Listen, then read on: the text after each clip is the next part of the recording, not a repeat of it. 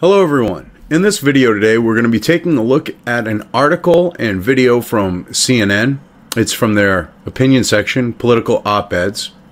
It's social commentary. It's by Cyrus R. Vance Jr., at least the article. Manhattan DA, this bill could turn your city into the Wild West.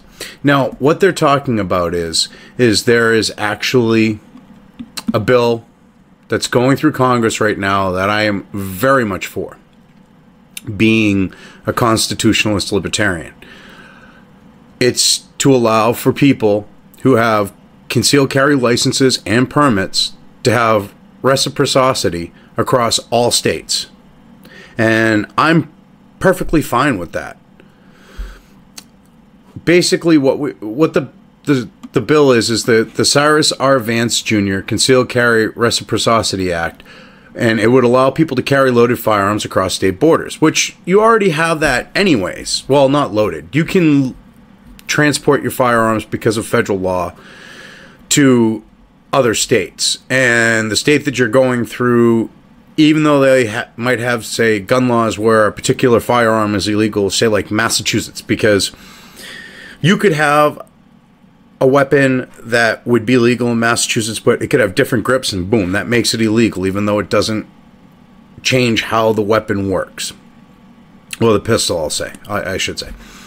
So what Mass likes to do is people transporting, say, from New Hampshire to Florida, because you have a lot of snowbirds from New England that go down to Florida.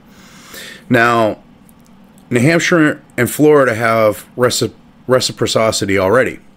So people will drive down and bring their firearms. Well, Massachusetts had been known for busting people, hoping they didn't know the federal law, and would make their lives a living hell and try to extort them. So this would put an end to that, and this would actually allow for people to carry legally in Massachusetts and New York. And that's the thing that is upsetting the left, because they're all about gun control, and this kind of circumvents their means to do so. Anyways, let's get into the video here, and then we'll get into the article. Now for our What in the World segment. Callers indicating she thinks there's someone shooting in the building. Okay, you notice they use Sandy Hook right off the bat, because they're trying to play off of people's emotions. Now, there are some people that believe Sandy Hook was a staged event. There are others that don't. And, you know, the thing is all I'm going to say about this is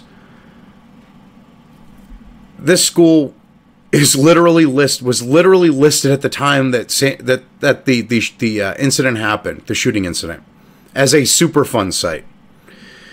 As a Superfund site, you really aren't going to have people hanging out there. Superfund site means it's contaminated and not safe for humans to be there in a lot of cases. So that just makes you wonder. I don't look at it either way. It's a tragedy. I'm just putting that out there because I've always found that one point interesting, that we have a school that's a Superfund site, and yeah, I've never heard of one being used if it is a school, because it's a safety hazard. Town, Orlando, San Bernardino. Oh, now we go into Orlando and San Bernardino, and I'm surprised that CNN would use these two examples, because why? They are Islamic terror. So, for that to be the case, it's kind of messed up that they would use it for this particular point, unless they're going to say that it's going to create more terrorism, and they're trying to subconsciously play on that, because they know, even though people will deny it in their subconscious mind, they know it's a terrorist attack. Large armed response here. There are sadly too many tragedies to list. You know the scale of the problem, but it is worth repeating some sobering facts. Which, I love how he says this, because what they're about to get into is not fact. Not at all. Because they're actually using statistics from an organization that literally pulls these classifications or what is classified as a mass shooting. So if you go by the actual federal statistics from the FBI, CNN, you are fake news. There have been more mass shootings in the United States in 2016 than we have had days this year. Now, does that make any sense to you? Does this make any sense to you whatsoever? Because they're including police-involved shootings. So, if there's a crime being committed and a police officer has to shoot 2 people, that's a mass shooting. An officer doing his job. That's how fucked up these statistics are. According to the Gun Violence Archive. Go look at the Gun Violence Archive. I suggest you go look at that and then go look at the actual FBI statistics. Do so, and you're going to laugh your ass off at how full of shit this dude is. Civilians in the U.S. own some 270 million guns. That's actually incorrect. There is literally more than 1 gun per person in this country right now. But they don't want you to know that. Because, yes, there are people that own multiple firearms. But they don't literally want you to know that there's literally more than 1 firearm per person. So, because if they did that, then you'd go, huh.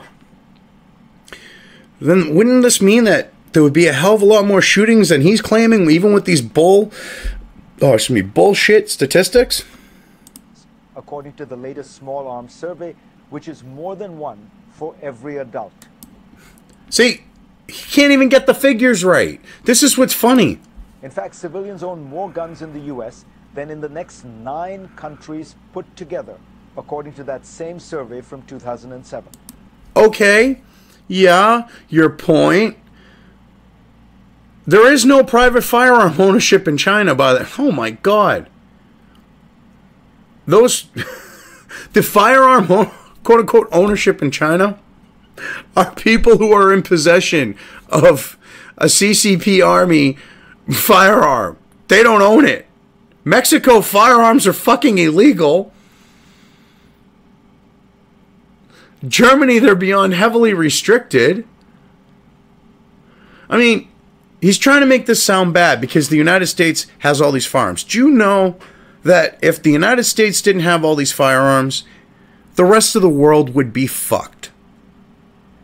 Now, hear me out on this one. Because the American people being armed as they are keeps the United States government in check. The United States government has been infiltrated by globalists and deep state, and they would have no problems if there was a disarmed population in the United States, okay, enacting globalist agendas, running roughshod over any fucking nation that doesn't want to follow the globalist playbook. That's a simple fact of life. So instead of condemning the United States for having all these firearms, say thank you, you smug little shit. But now a groundbreaking study from researchers at Northeastern and Harvard reveals new details about gun ownership in the U.S., and it might change how you think about the gun control debate. Oh, God. Yeah. The Marxist-infiltrated universities of New England. In Massachusetts, an anti-gun state. Anti-firearm state. Yeah. Gonna believe that. It's peer review, I'm sure, and it's complete bullshit. Because, let me give an example on why it would be complete bullshit on anything they're gonna have to say. Massachusetts is a crime-ridden shithole. Okay? There are literally communities at the border of New Hampshire and Massachusetts, on the Massachusetts side. One of them is one town, one city between it and the border. Was literally voted the worst city in America multiple times, okay? Had riots in the early 80s. Lawrence, Massachusetts. You don't see that shit. It goes into Methuen, the town north of it, the city north of it, but it won't cross the border. The same with Massachusetts, with, say, Lowell, Massachusetts, and Nashua, New Hampshire. And it's the case all the way across the border. If you look, there's a fine line. If there's a city, it's going to be high crime. You look, and if it's along the New Hampshire border, you look, no crime across the New Hampshire border for the most part. Because New Hampshire, even before it was a constitutional carry state, people were armed. People open carried. The same with Maine, okay? The same with Vermont. And you don't see the crime in those three states. There's literally a line at New Hampshire. It's like the state of New Hampshire's like, oh no, motherfuckers. You ain't crossing this line here to commit crime and go north, go here or north of us. Ain't fucking happening. They go, oh shit. We ain't going to break into that we ain't going to go across the border and jack someone out of the, jack someone's home because they're afraid of getting shot. The study, funded by the Fund for a Safer Future and the Joyce Foundation, is the first of its kind in 20 years. It will be published in 2017, pending peer review. Oh, God. So it's not even published, and he's saying, you got to take a look at this, and it's peer review. Well, if it's anything like some of the latest approved things by peer review, we're going to end up with one crock of shit thing. Because if someone can literally get a medical journal, a peer review journal to publish a Star Wars metachlorian paper, that says a lot about peer review. But we got a sneak peek. Here's perhaps the most startling statistic from the study. Okay, now this is taken out of context. They don't give you the context for it. They don't give you anything for it. 3% of American adults own 130 million guns. Okay. I don't have a problem with that. If them owning those numbers of firearms was an issue, I think we would see it by now. That's one thing that he's ignoring. Because you've got 3% of the population, which I'm sure this is probably firearms dealers and things of those nature. Okay, I would not be surprised.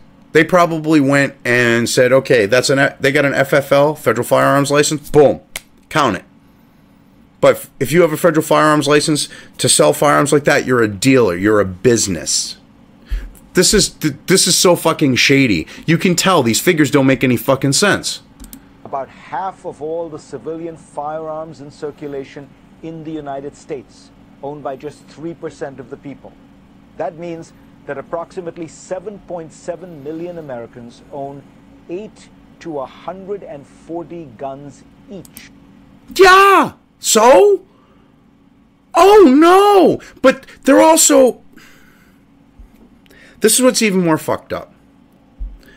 A lot of those can be antiques, because anything pre-1898, I believe it is, does not meet the requirements of being a firearm, even though it is. But 1898 on is. But you can have the same model weapon that was built prior to 1898 and continued being built after 1898, and literally have a situation where at that point, boom, it's a firearm. Same exact gun, uses the same exact, say, like, black powder ammunition. Okay? It doesn't use, say, smokeless pistol powder, which is one of their classifications, at least to an extent, on that 1898 cutoff. So it's arbitrary, and if I have an 1897 and an 1899 of the same model weapon, I'm screwed if I get caught with the 1899 and don't have all the proper paperwork and everything else.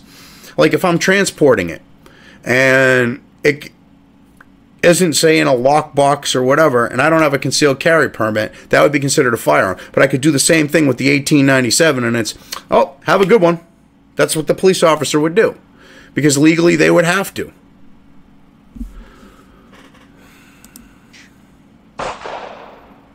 America's gun super owners, as The Guardian dubbed them, own an average of 17 guns apiece. The super owner owns 17 guns apiece. It's the fucking Guardian making that stupid fucking distinction. Okay? An anti-gun, far left, well, liberal to far left, fucking fake news outlet of the UK that don't like the fact that Americans have guns. Okay? The report finds that gun owners are disproportionately white men over 45 who hold conservative political views. Oh my God! That's so freaking scary! The big bad white armed guy who obeys the law! He's scary! You fucking idiots! You really think you're gonna push this fucking narrative, you fake news motherfuckers? Seriously? Oh no! They're the ones we gotta worry about! You do this fucking thing, okay, with the fact that you're trying to push a fucking narrative of conservatives, especially white men, being fascists, and this is fucking disgusting, CNN. Most of these owners are educated, having attended at least some college. And a lot of them are well off. About a quarter of firearm owners make over $100,000 per year. Okay, so it's a hobby. Why you got a problem with their fucking hobby? If they can afford to go and buy the guns and enjoy them for target shooting or whatever, that's their fucking prerogative. Sit and fucking spin. The Second Amendment says that the right to bear arms shall not be infringed. So any fucking gun control law on the state level, on the federal level, that infringes upon the right to bear arms, which if you actually go look, and I wish I could remember which founding father it was. Stephen Crowder actually talks about it in one of his Second Amendment videos. But one of the founding fathers was contacted by a ship's captain. And the ship's captain flat out asked him about the Second Amendment and asked, does it mean cannons? Because I'm being attacked by pirates and I want to be able to defend myself. And the founding father went, oh, hell yeah. It means cannons, not a problem at all. And they had advanced weapons back then. And they knew what they were. They had repeating muskets and rifles that had multiple trigger setups that would fire off sequentially. Okay, down the same barrels. So they knew what advanced weapons were. There wasn't a precursor to the Gatling gun, even back then. So to say that they only meant muskets is full of shit. And to even think about this and try to push this bullshit, you got to be fucking stupid. Or you got to have people who read and watch your shit that are stupider than you are. As for the so-called super owners, some are collectors and hunters. This study provides some reason for optimism. The U.S. is not quite as awash in guns as we might have thought. Oh my God. What's so scary about people having freaking firearms? What is so fucking scary about it? There isn't, bedlam and mass murder on the streets, okay, where firearms are legal in this country. That only happens in places like Chicago, New York City, Washington, D.C. until the fucking court said, no, that's unconstitutional. All right? So you leave that fucking fact out that the only people who have guns in those types of places are the fucking criminals. Detroit, Michigan has some restricting firearms laws. And look at Detroit. Look at fucking Chicago. Chicago has a ban. Illinois, very restrictive. I mean, well, not quite Massachusetts restrictive, but pretty restrictive. Gun ownership is concentrated, and these serious gun owners would surely understand the need for basic controls that make sure that the wrong people don't have access to weaponry. Oh my God! Yeah, let's fucking play off of the guilt and and get the sympathy of the Second Amendment loving conservatives and all that. Okay, when gun control only keeps firearms out of the hands of lawful citizens. Because why? Criminals don't give a shit about the law. Fact of fucking life. So, to me, there should be as little regulation as possible. Okay, have a quick background check, make sure you're not a convicted felon, which even in some cases I think people who made a mistake should be allowed to have like the rights that are taken away from a felony restored. So I actually think firearm ownership should be one of those, besides the right to vote. Because you've paid your debt to society. But that's kind of going beyond the point here. But the most important lesson I draw is that we need more data. Bill Clinton has cautioned liberals about dismissing gun culture in places like Arkansas. A lot of these people, all they've got is their hunting and their fishing, or they're living in a place where they don't have much police presence, he said. But the Northeastern and Harvard study suggests that there has been a significant shift in the reason why people buy guns. Oh no! They buy them for collecting and entertainment purposes for quite a bit now, too? That's always been the case. Or is it forgotten all the spoils of war weapons that came back into the United States after World War II and, well, even World War I? World War I and World War II from Europe. And with World War II also, Japan. The report found that almost 2 out of 3 gun owners bought guns to protect themselves and their families against other people. Wow. My point was still valid. I thought he was going to go with that one. But he actually went with protection against people. Holy crap. So the main driver of gun ownership today is fear. And this is true for both men and women. In fact, self-defense is one of the main reasons more women are becoming gun owners. But guns do not actually ensure security.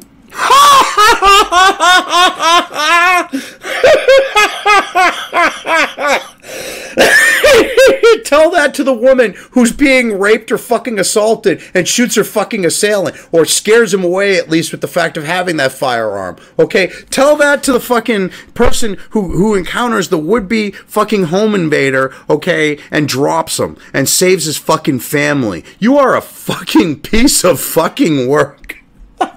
Oh.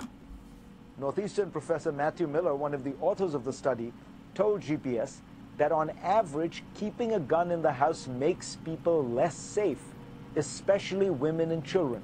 Bullshit. That is complete bullshit.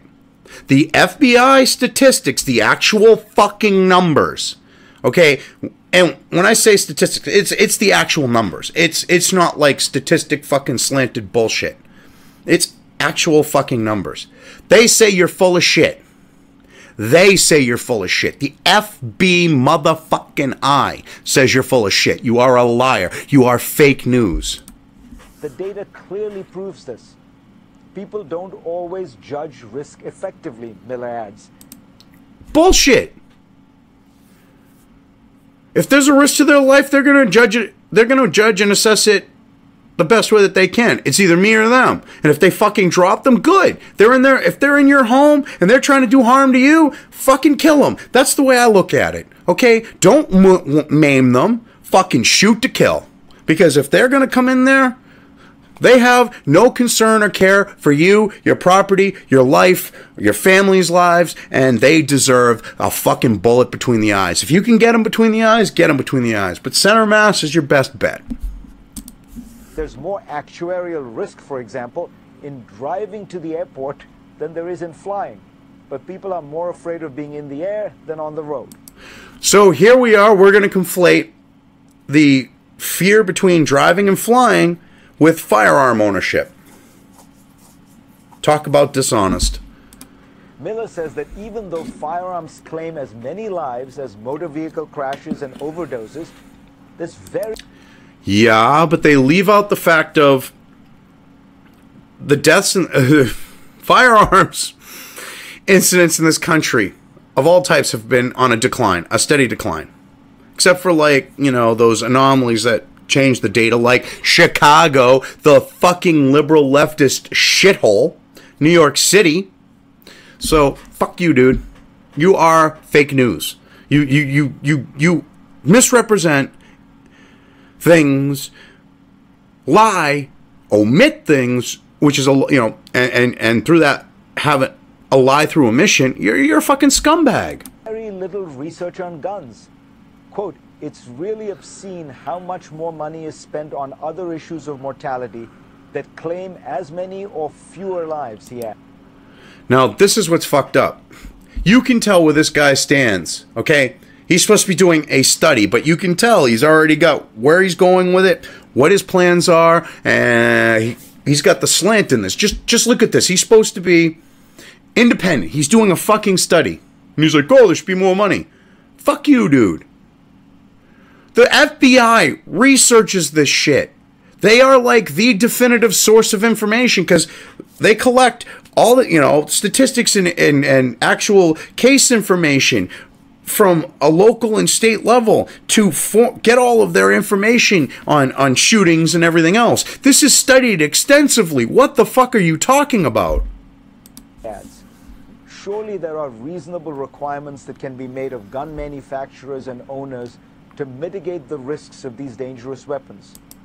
Whoa, whoa, whoa, whoa, whoa. Whoa, no. How about we make it so that you can go through Chicago armed to the fucking teeth, through Detroit armed to the fucking teeth, okay? New York City armed to the fucking teeth, Washington, D.C. armed to the fucking teeth, Boston, Massachusetts armed to the fucking teeth. If you can go into those shithole fucking liberal leftist fucking cities armed to the fucking teeth, like the CCRA will allow you to do, crime will fucking drop in those locations over fucking night because the criminals won't know who has guns, who doesn't, and whether or not they're going to get shot that night.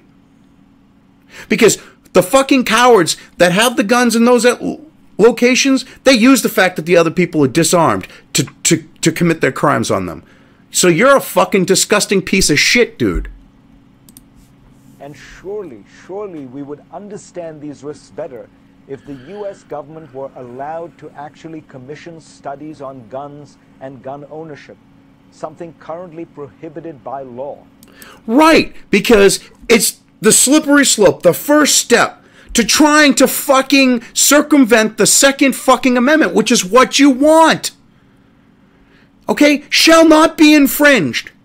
Doesn't say, well, except under these conditions. No, shall not be infringed. Period. End of fucking story, motherfucker. Now shut the fuck up and get a clue. Let's just look at the data. It will really save lives, thousands of lives. Okay, now that's the end of part 1 of this video. Part 2, we're actually going to get into the article itself. Thank you for watching part 1. If you liked it, upvote or give me a thumbs up depending on the platform. If you want to see more of my content, subscribe. If you're on YouTube, ring that bell. And now we're going to get on to part 2. Thank you very much.